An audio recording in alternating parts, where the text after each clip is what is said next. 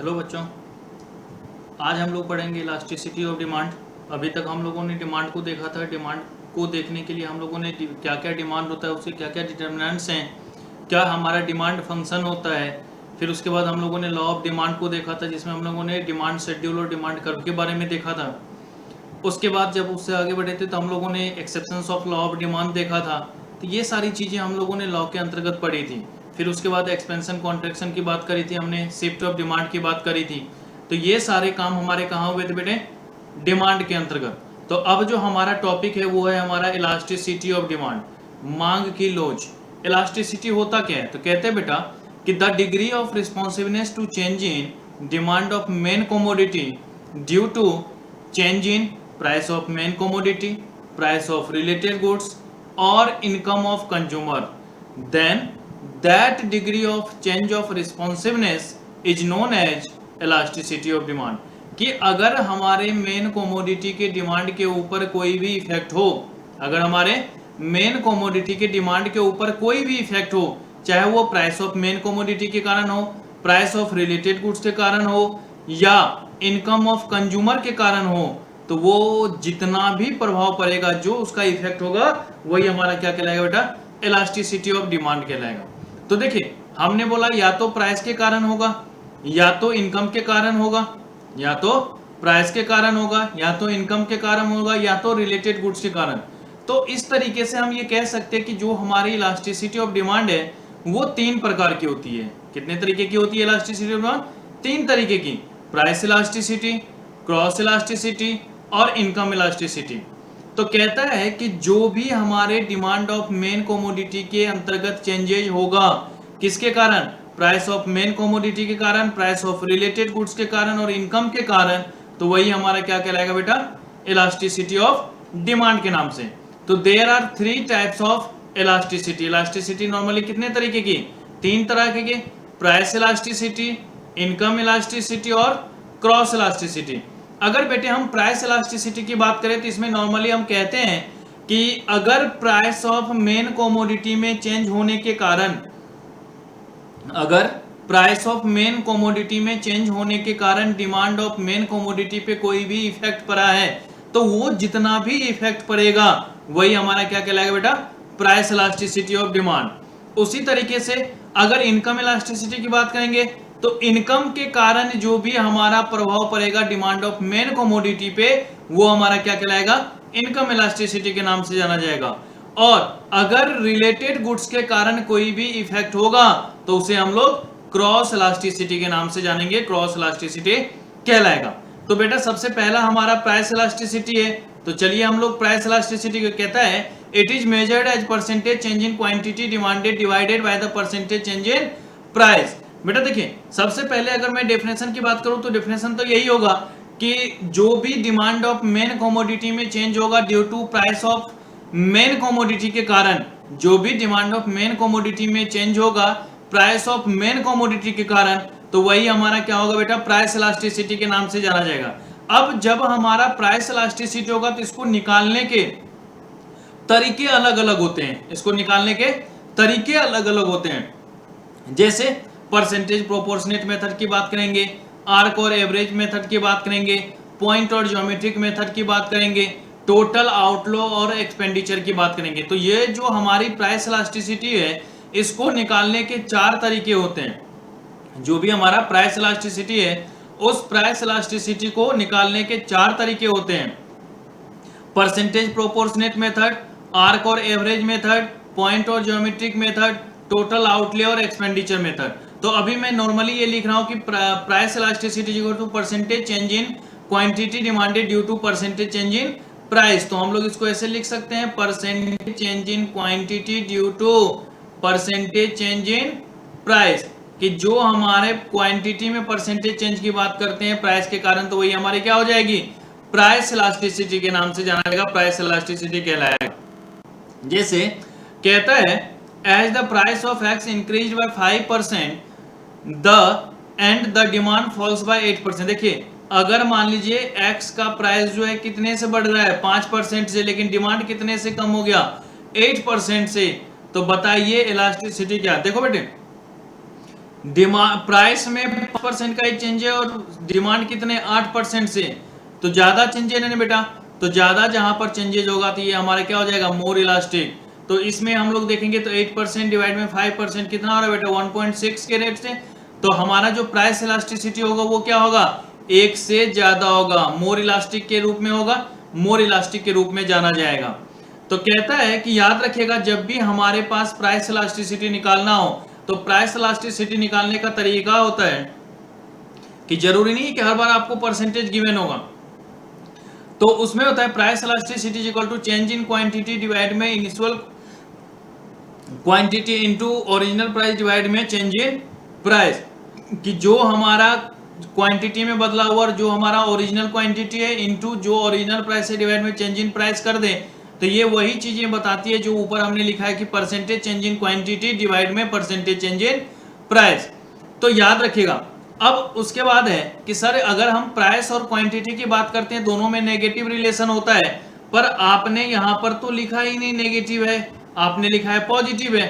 तो याद रखना बेटा, चूंकि हम जानते हैं कि प्राइस और क्वांटिटी डिमांडेड में नेगेटिव रिलेशनशिप होता है, इसलिए हमें नेगेटिव को इग्नोर करके चलना होता है। यही हमने यहां पर आपको नोट में लिख दिया है कि due to negative relation between price and quantity we ignore the negative sign and consider only the numerical value of the elasticity.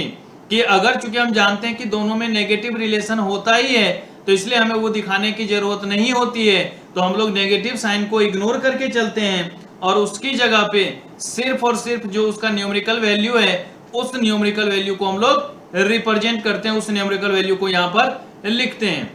अब है कि ये जो हमने प्राइस इलास्टिसिटी निकाला है इसमें इसकी डिग्री भी अलग अलग है। जैसे अभी यहाँ पे देखिए हमने लिखा था मोर इलास्टिक है, यहाँ इक्वल 1 हो गया। इसी तरीके से हो सकता है ये लेस देन 1 हो सकता है 0 हो सकता है इनफाइनाइट हो। तो ये जो हमारी वैल्यू निकल रही है इसी को हम लोग कहते हैं डिग्री या कोफिशिएंट ऑफ प्राइस इलास्टिसिटी। तो अगर हम डिग्री की बात करें तो there are 5 degrees of price elasticity. अगर हम लोग डिग्री की बात करें तो there are 5 degrees of price elasticity.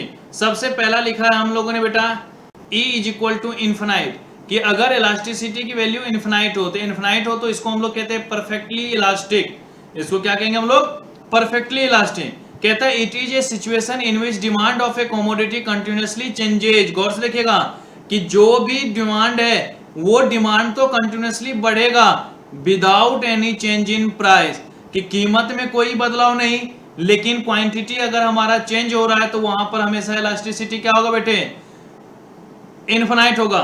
मतलब नो चेंज इन क्वांटिटी, क्या हो जाएगा हमारा बेटे, no change in quantity, quantity में कोई बदलाव नहीं, हमारे क्वांटिटी में किसी भी तरीके का कोई बदलाव नहीं, लेकिन जो हमारा होगी उस प्राइस में बदलाव करेंगे हम लोग। ठीक है, तो क्वांटिटी में किसी भी तरीके की कोई चेंज नहीं और प्राइस में अगर बदलाव हो रहा हो तो वो हमारा किस नाम से जाना जाएगा बेटा, बताइए।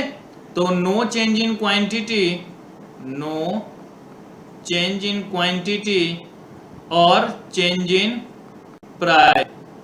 ठीक है बेटे, ये नहीं, हम लोगों ने अभी क्या बोला था कि चेंज तो क्वांटिटी में हमारा हो रहा, क्या हो रहा है हम लोग कि it is a situation which is demand of continuously changes, demand हमारा क्या हो रहा है, बदल रहा है, और प्राइस में किसी भी तरीके के बदलाव नहीं। तो जब प्राइस में किसी भी तरीके की बदलाव नहीं तो नीचे हमारा क्या हो जाएगा बेटा, नीचे हमारा क्या हो जाएगा 0, ऊपर में कोई भी वैल्यू हमारी होगी। तो अगर ऊपर में किसी भी तरीके की न्यूमेरिकल वैल्यू होती है और नीचे 0 होगा तो वैल्यू कितना होगा, इनफिनाइट। तो जहां पर डिमांड तो बदले पर प्राइस में बदलाव ना हो तो वहां पर इलास्टिसिटी हमेशा क्या होगा बेटा, इनफिनाइट होगा। उसी तरीके से जितना हमारा प्राइस में चेंज हो, अगर जितना हमारा प्राइस में चेंज हो उससे ज्यादा अगर डिमांड में बदलाव हो, that's means change in quantity demanded is greater than change in price. तो अगर प्राइस में कम बदलाव हो डिमांड में ज्यादा बदलाव हो तो इलास्टिसिटी हमेशा क्या होगा बेटा, मोर देन 1 होगा। इसको हम लोग कहते हैं इलास्टिक डिमांड, मोर इलास्टिक डिमांड। ठीक है बेटे, तो अगर इसको हम लोग कहते हैं it refers to a situation by which percentage change in demand of a commodity is higher than percentage change in price of the commodity. तो जितना प्राइस में चेंज हो उससे ज्यादा अगर हमारे क्वांटिटी में चेंज हो जितना हमारे प्राइस में चेंज हो रहा है, अगर उससे ज्यादा हमारे क्वांटिटी में बदलाव हो, क्वांटिटी में चेंजेज हो, तो वो हमारा क्या होगा, मोर इलास्टिक के नाम में जाना जाएगा। ठीक है। यूनिटरी इलास्टिक, अगर यूनिटरी इलास्टिक की बात करते तो इस केस में जितना हमारे डिमांड में चेंज हो रहा है उतना ही क्या होगा, प्राइस में भी, कि अगर हमारा डिमांड 10% से चेंज हो रहा है तो प्राइस को भी कितना परसेंट चेंज होना पड़ेगा, 10% ही चेंज होगा। तो अगर दोनों में बराबर चेंज हो रहा है तो उस केस में जो हमारी इलास्टिसिटी की वैल्यू होगी वो कितनी हो जाएगी, 1 हो जाएगी। तो इसको हम लोग यूनिटरी इलास्टिक के नाम से जानेंगे या यूनिट इलास्टिक डिमांड के नाम से जानेंगे।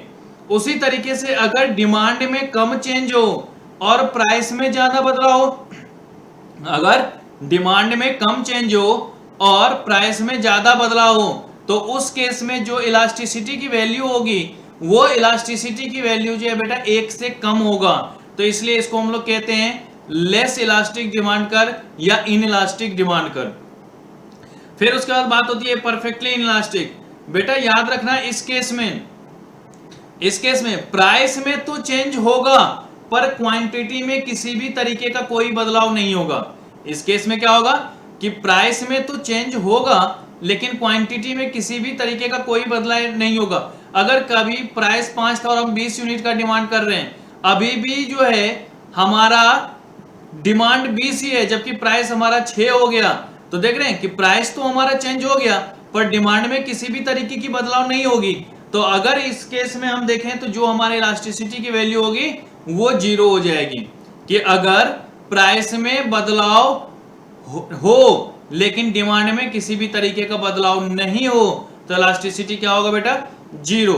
तो ये 5 हमारे डिग्री हैं इलास्टिसिटी के। दैट्स मींस अगर E की वैल्यू इनफिनाइट हो दैट्स मींस परफेक्टली इलास्टिक की बात हो, E की वैल्यू मोर देन 1 हो दैट्स मींस मोर इलास्टिक की बात हो, E की वैल्यू इक्वल 1 हो यूनिटरी इलास्टिक की बात हो, E की वैल्यू लेस देन 1 हो लेस इलास्टिक की बात हो, या E की वैल्यू इनफिनाइट हो, सॉरी 0 हो तो परफेक्टली इनइलास्टिक की बात हो। तो ये 5 डिग्री होते हैं जिससे हमें ये इन चीजों को देखना होता है। तो देखिए जैसे ये हमारा अगर ये चेंज है तो देख रहे हैं क्वांटिटी रिमेन कांस्टेंट और प्राइस हमारा क्या हो रहा है, बदल रहा है। वाई एक्सिस हमारा प्राइस है तो देख रहे हैं प्राइस हमारा चेंज हो रहा है पर क्वांटिटी रिमेन कांस्टेंट। तो क्वांटिटी में बदलाव नहीं हुआ और प्राइस में हमारा बदलाव हुआ है, तो उस केस में हमारी इलास्टिसिटी कितनी होगी बेटे, गौर से देखिए कि हमारे प्राइस में बदलाव हुआ है, डिमांड में कोई बदलाव नहीं, तो इलास्टिसिटी इज इक्वल टू 0। तो इस केस में इलास्टिसिटी क्या हो गया बेटा, 0। और इस केस में हमारा इलास्टिसिटी क्या हो जाएगा, इनफिनाइट, की प्राइस में कोई भी चेंज नहीं है और क्वांटिटी में बदलाव हुआ है। तो ये हमारा इस तरीके से देखने की जरूरत होगी। अब अगर हम प्राइस इलास्टिसिटी निकाल रहे हैं तो देखिए अब ये तो हमारा परसेंटेज था मेथड। अब अगर देखें हम लोग तो टोटल आउटले मेथड है, पॉइंट इलास्टिसिटी मेथड है और आर्क और एवरेज मेथड है। तो अगर हम टोटल आउटले मेथड की बात करें, अगर हम लोग टोटल आउटले मेथड की बात करें, टोटल आउटले मेथड को देखें तो आउटले और एक्सपेंडिचर मेथड कहते हैं price elasticity can also be measured on the basis of changes in the total outlay और expenditure due to change in the price, कि प्राइस में बदलाव के कारण,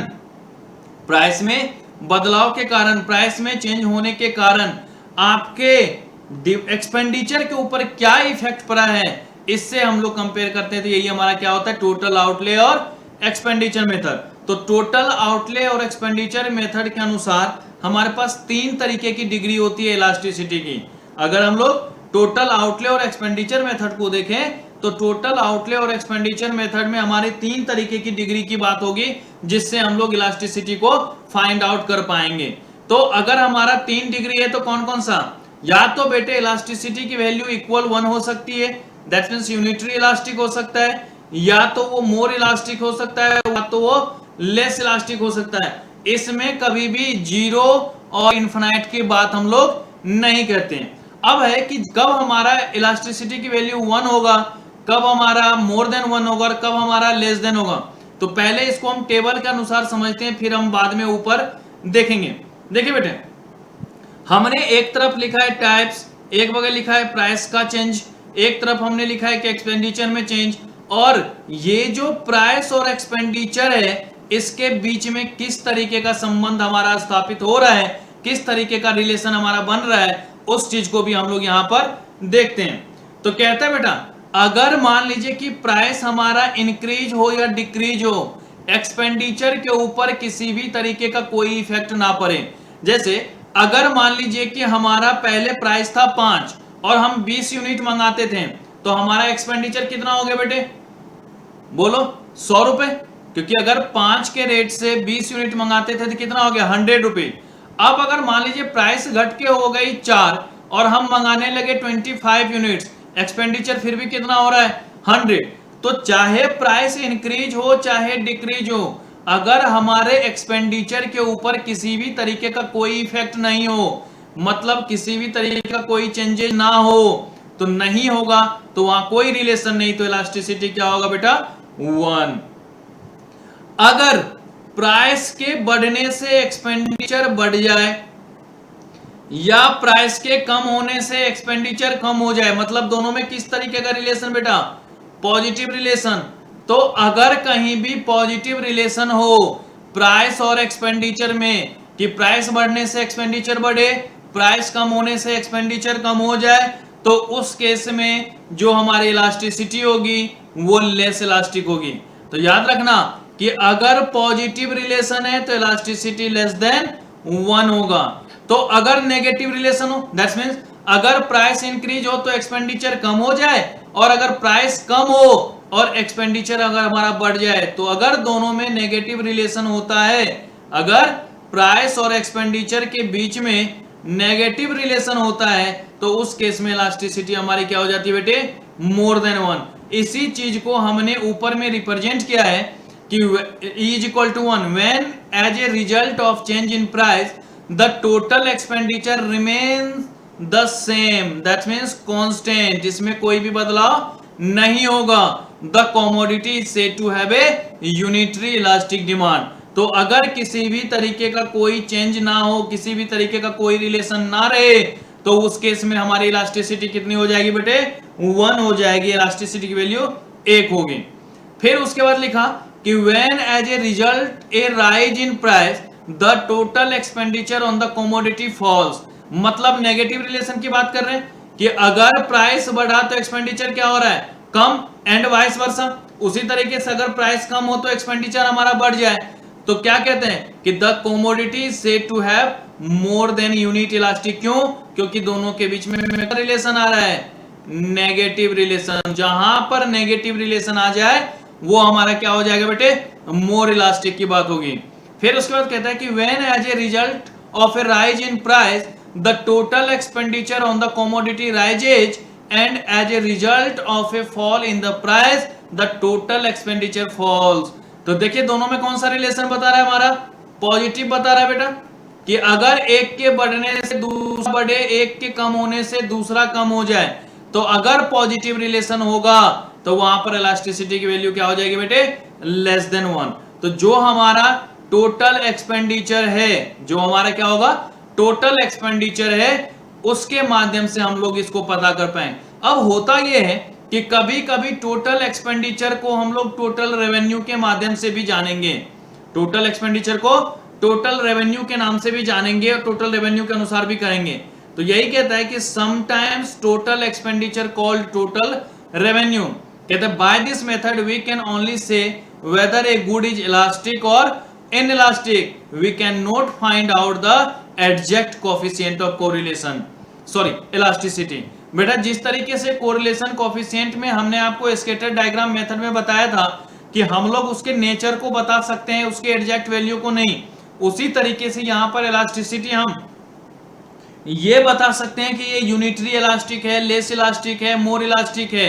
हम उसकी एग्जैक्ट वैल्यू को फाइंड आउट नहीं कर सकते हैं, हम लोग उसके एग्जैक्ट वैल्यू को फाइंड आउट नहीं कर सकते हैं। अब उसके बाद बात आती है बेटा पॉइंट इलास्टिक मेथड। बेटा पॉइंट और ज्योमेट्रिक इलास्टिक की बात अगर पॉइंट और ज्योमेट्रिक की बात अगर करते हैं तो बेटा याद रखिए जहां पर बहुत ही छोटा सा चेंज की बात करें, हम लोग नाम मात्र की बदलाव की बात करें, तो वहां पर हमारा पॉइंट इलास्टिसिटी मेथड यूज होता है। इसमें होता है कि लोअर सेगमेंट डिवाइड में अपर सेगमेंट, कि अगर इलास्टिसिटी आपको निकालना है तो लोअर सेगमेंट डिवाइड में अपर सेगमेंट निकालने की जरूरत होती है।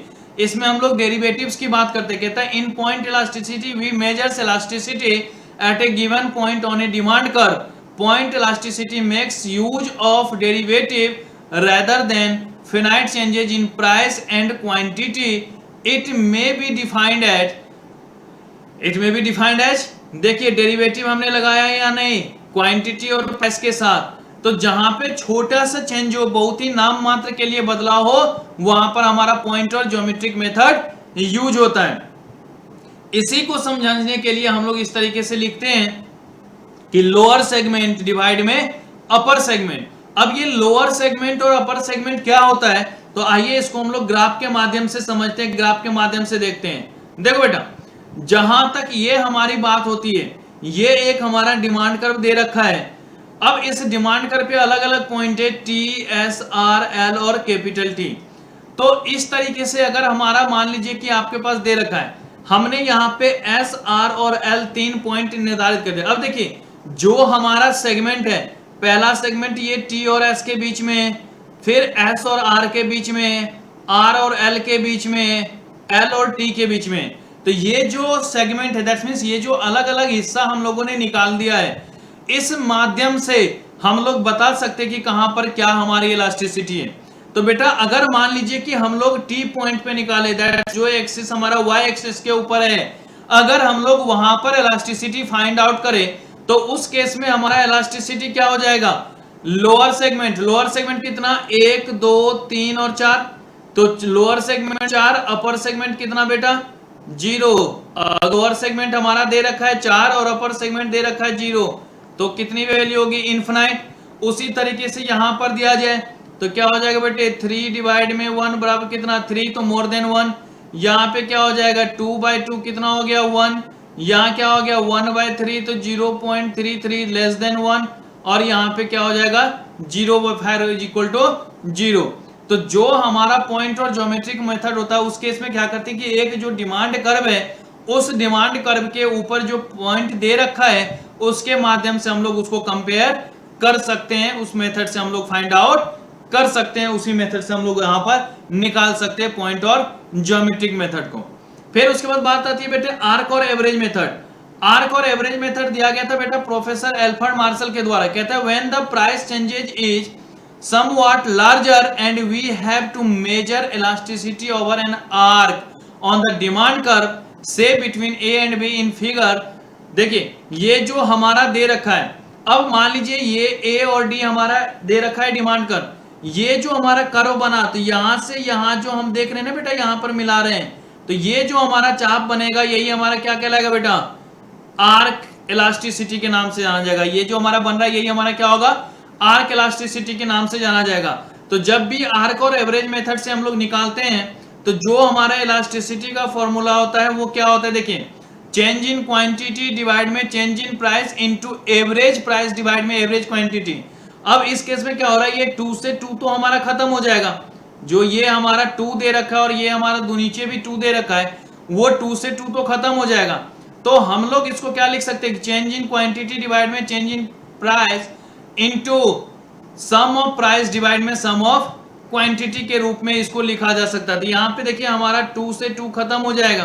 तो इसको लिखने का एक और तरीका है कि E इज इक्वल टू हम लोग लिख सकते हैं Q-1 divide Q plus Q1 into P plus P1 divide में P माइनस P1। बेटा यहाँ पर मैंने 0 और 1 लिया है, जबकि नीचे आपको यहाँ पे 1 और 2 लेके दे रखा है। तो आप इस अनुसार निकाल सकते हैं कि कभी भी इलास्टिसिटी निकालना तो जो भी क्वांटिटी का डिफरेंस होगा उसको डिवाइड करें प्राइस के डिफरेंस से, और फिर क्या करें उस पे सम ऑफ प्राइस डिवाइड में सम ऑफ क्वांटिटी से हम लोग निकाल सकते हैं। तो इसलिए हमने लिखा है Q माइनस Q1 डिवाइड में Q plus Q1 into P plus P1 divide में P माइनस P1। तो इस तरीके से हम लोग क्या कर सकते हैं बेटा, इसको आराम से फाइंड आउट कर सकते हैं इलास्टिसिटी की वैल्यू। अब जरा देखिएगा, कहता है due to negative relation between price and quantity we ignore the negative sign and consider only the numerical value of the elasticity. कि चूंकि हम लोग जानते हैं कि प्राइस और क्वांटिटी में नेगेटिव रिलेशन होता ही है, हम लोग ये जानते हैं कि प्राइस और क्वांटिटी में क्या होता है, नेगेटिव रिलेशन होता है, तो इसलिए हमें नेगेटिव लगाने की जरूरत नहीं है। और हम जब नेगेटिव नहीं लगाएंगे तो नॉर्मल जो वैल्यू आएगी उसी को हम लोगों को कंसीडर करने की जरूरत होगी। दूसरी बात है, जो आपका बेटा आईसीआई है वो आईसीआई कहता है कि अगर आपके पास क्वेश्चन में कभी भी मेथड ये कंसीडर नहीं किया गया कि किस मेथड से आपको कंसीडर करना है, किस मेथड से आपको निकालना है, तो उस केस में हमेशा, या यूं कहें कि अधिकतर केसेज में आर्क और एवरेज मेथड को ही यूज किया जाता है। कि जो हमारा आईसीआई है वो हमेशा कहता है कि अगर आपके पास क्वेश्चन में कभी भी कोई भी मेथड मेंशन नहीं है तो मोस्ट ऑफ केसेज में हम लोग आर्क और एवरेज मेथड यूज करते थे। यही लिखा कि ICI in most of the cases have used arc method for calculation of price elasticity.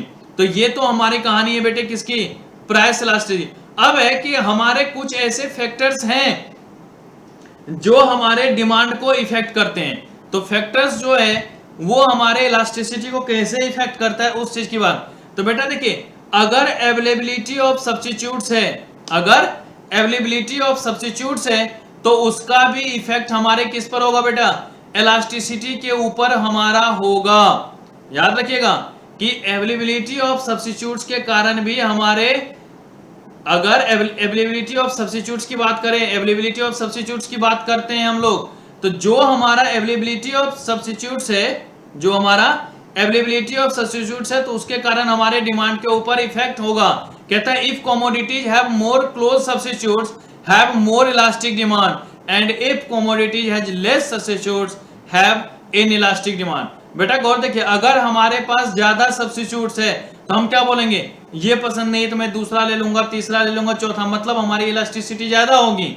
लेकिन अगर मान लीजिए आप किसी दुकान में गए और आपके पास दो ही गुड्स अवेलेबल हैं तो उसी दो में से किसी को लेना होगा, ये तो आप नहीं बोलेंगे नहीं मैं कोई और चाहिए। तो याद रखिएगा, अगर अवेलेबिलिटी ऑफ सब्स्टिट्यूट्स ज्यादा है तो इलास्टिसिटी भी ज्यादा होगी, अगर अवेलेबिलिटी ऑफ सब्स्टिट्यूट्स कम है तो वो इलास्टिसिटी भी क्या होगी, कम होगी, लेस इलास्टिक की बात होगी। ठीक है बेटा। फिर कहता है position of a commodity in the consumers budget. बेटा अगर मान लीजिए कि जो हमारा कंज्यूमर्स का बजट है उसके इनकम के प्रोपोर्शनेट क्या एक्सपेंडिचर है उसकी भी तो बात करेंगे हम लोग। कहता है greater the proportion of the income spent on A commodity greater will be the elasticity. बेटा जैसे आप होटल में खाना खाने के लिए जा रहे हो, तो बेटा होटल में खाना खाने के लिए जा रहे हो, 5 स्टार होटल आप खाना खाने जाओ तो जो आपका प्रोपोर्शनेट एक्सपेंडिचर होगा वो क्या होगा, ज्यादा होगा। लेकिन अगर वहीं पर आप जाओ माचिस खरीदने के लिए तो उसका कॉस्ट क्या होगा, तो माचिस के ऊपर जो आपके इनकम का जो इफेक्ट होगा वो बहुत ही कम होगा, और जो हमारा होटल जाके खाना खाएंगे उसमें ज्यादा होगा। तो याद रखिएगा बेटे, अगर आप मंथ में 5 बार जाते हैं और अब एक बार कम कर दे 4 बार जाएं तो जो आपका इलास्टिसिटी है वो ज्यादा होगा ही नहीं होगा, क्योंकि आपकी जो सेविंग होगी ज्यादा होगी। लेकिन अगर मान लीजिए कि एक महीने में मैं 20 माचिस खर्च करता हूं और अब मैं 15 खर्च करने लगूं तो क्या मैं बोलूंगा कि बहुत ज्यादा बचत हो रही है, नहीं होगी। तो याद रखिएगा, अगर प्रोपोर्शन ऑफ इनकम एक्सपेंड जो होता है कि जो हमारा इनकम है उसका खर्च का जो प्रोपोर्शन है वो अगर ज्यादा है तो इलास्टिसिटी ज्यादा होगी, और अगर कम है तो कम होगी। ये चीज भी आपको ध्यान में रखना है। फिर उसके बाद बात करते हैं हम लोग नेचर ऑफ ए कमोडिटी। अगर मान लीजिए कि बेटा कोई भी लग्जरी गुड्स है, सुपीरियर गुड्स है, कंस्पिशियस गुड्स है, तो उस केस में जो प्राइस होगा वो इलास्टिक होगा या नहीं होगा बेटा, क्योंकि उस पर भी खर्चा ज्यादा होगा। लेकिन अगर मान लीजिए कि जो छोटा सा है उसमें क्या होगा बेटे, इनइलास्टिक, जो हमारी नेसेसरी गुड्स है उसमें क्या होगा, इनइलास्टिक होगा, क्योंकि वहां पर हम लोग ज्यादा चेंज नहीं कर सकते हैं। फिर उसके बाद है नंबर ऑफ यूजेज। बेटा अगर किसी भी गुड्स की जो यूजेज है वो ज्यादा से ज्यादा है तो इलास्टिसिटी भी क्या होगा बेटा, ज्यादा होगा, और अगर कम है तो इलास्टिसिटी भी क्या होगा बेटा, कम होगा। तो वो भी आपको देखना है। फिर द पीरियड कहता है कि अगर मान लीजिए कि कोई चीज लॉन्ग पीरियड के लिए यूज हो सके, अगर कोई भी लॉन्ग पीरियड की तो उसकी इलास्टिसिटी ज्यादा होगी, और अगर कोई शॉर्ट पीरियड के लिए होगा तो उसकी इलास्टिसिटी कम होगी। जैसे अगर आप ब्रेड या दूध कंज्यूम करने के लिए लाते तो उसकी इलास्टिसिटी क्या होगी, कम होगी। लेकिन अगर वहीं पर कोई ऐसा चीज है जो आप लंबे समय तक यूज कर सकते हैं तो उसकी इलास्टिसिटी क्या होगी, ज्यादा होगी। ये चीज भी ध्यान में रखना है। फिर उसके बाद बात होती है कंज्यूमर हैबिट्स। तो कंज्यूमर हैबिट्स के कारण भी हमारे डिमांड के ऊपर होता है कि अगर कहता है if a consumer is habitual consumer of a commodity no matters how much its price changes the demand for the commodity will remain inelastic. फिर उसके बाद होती है बेटा टाइट डिमांड या ज्वाइंट डिमांड, मिल जाना। जैसे एचपी और कॉम्पैक्ट मिल करके एचपीसी बना लिया था। तो कहते हैं कि टाइट डिमांड या ज्वाइंट डिमांड की बात करते हैं तो कहते हैं the demand for those goods which are tied और joint to others is normally inelastic as against those whose demand is independent. तो याद रखना इंडिपेंडेंट जब था तब ज्यादा चेंजेज होता था, लेकिन अगर ज्वाइंट की बात करेंगे तो वो कम चेंजेज की बात करेगा। फिर उसके बाद है प्राइस रेंज की। अगर बेटा प्राइस रेंज हाई होगा, अगर प्राइस रेंज क्या होगा बेटा, हाई हो या लो हो, तो अगर प्राइस रेंज जो है वेरी हाई या वेरी लो हो तो वहां पर इलास्टिसिटी लेस इलास्टिक होगी। लेकिन अगर मिडिल रेंज की बात है तो वहां पे क्या होगा बेटा, हाई इलास्टिक होगा। कि अगर प्राइस रेंज या तो बहुत ही ज्यादा या बहुत ही कम हो तो उस केस में जो इलास्टिसिटी होगी वो कम होगी, लेकिन अगर मिडिल रेंज है तो उसमें इलास्टिसिटी ज्यादा होगी। तो ये एक कहानी थी हमारी प्राइस इलास्टिसिटी की। अब इसी तरीके से हमारा इनकम इलास्टिसिटी होता है। बेटा याद रखिएगा जहां जहां हमने प्राइस यूज किया था अगर वहां इनकम यूज कर दे तो हमारा इनकम इलास्टिसिटी बन जाएगा। बस एक चीज ध्यान में रखना कि इसमें आर्क और एवरेज मेथड यूज नहीं होता। कभी भी इनकम इलास्टिसिटी में आर्क और एवरेज मेथड को यूज नहीं करते हैं, तो वो आपको ध्यान में रखने की जरूरत होगी। ठीक है बेटे। अब इसमें भी ये है पॉजिटिव होता है, नेगेटिव होता है, जीरो होता है, जिस तरीके से हमने पहले देखा हुआ था। फिर उसके बाद क्रॉस इलास्टिसिटी। तो बेटा जहां जहां हमने प्राइस की बात करी थी वहां अगर रिलेटेड गुड्स आ जाए, वहां अगर रिलेटेड गुड्स आ जाए तो वो हमारा क्या होगा बेटा, क्रॉस इलास्टिसिटी। अब अगर रिलेटेड गुड्स की बात करते हैं तो वो हो सकता है या तो सब्स्टिट्यूट गुड्स हो या तो कंप्लीमेंट्री गुड्स हो।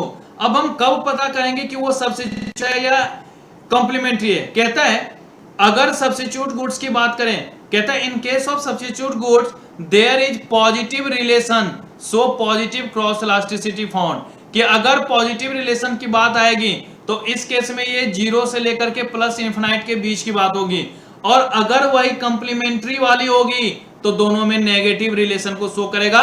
दैट्स मींस माइनस जीरो से माइनस इन्फिनाइट के बीच की बात हम लोग करेंगे। तो ये आपको ध्यान में रखना है, इस चीज को हम लोग यहां पर देखेंगे। तो ये एक कहानी थी हमारी इलास्टिसिटी ऑफ डिमांड की। तो इलास्टिसिटी ऑफ डिमांड से बेटे अच्छे खासे क्वेश्चन आते हैं, तो आपको इलास्टिसिटी ऑफ डिमांड अच्छी तरीके से आपको कंप्लीट करना है। ठीक है, एक बार बुक से भी पूरे की पूरे आप लोग इसको पढ़ लें। धन्यवाद।